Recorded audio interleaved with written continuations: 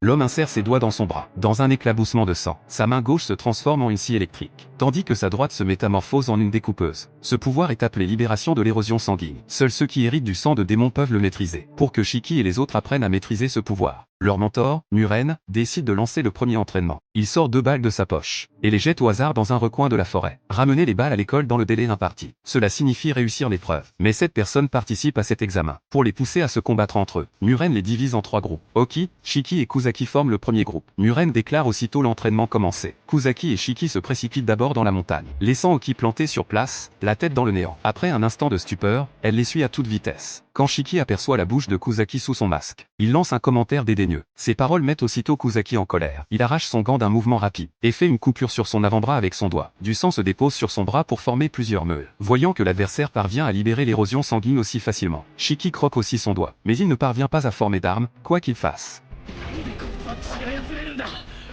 Kusaki se rend compte qu'il a surestimé Shiki, avec une approche offensive aussi désordonnée. Shiki ne mérite même pas qu'il utilise la libération de l'érosion sanguine. Kusaki dégage donc d'un bond et envoie Shiki voler d'un coup de poing. Il n'a pas envie de perdre plus de temps et se tourne pour partir.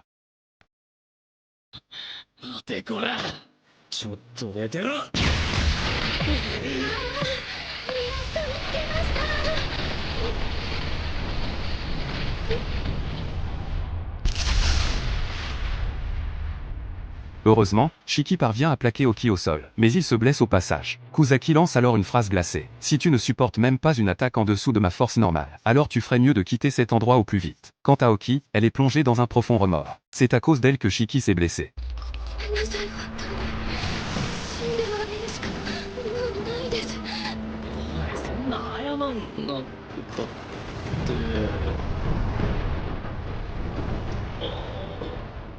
Le sang de Oki finit par se condenser en une géante féminine. Cette scène surprend Kusaki malgré lui. Certes, les démons possèdent plus de sang que les humains ordinaires, mais la quantité de sang de Oki est quand même hallucinante. Oki urge les 2 garçons de s'enfuir vite. S'ils ne partent pas maintenant, la géante va les tuer, car elle n'a absolument aucun contrôle sur cette créature. Après avoir parlé, Oki s'effondre sur le sol,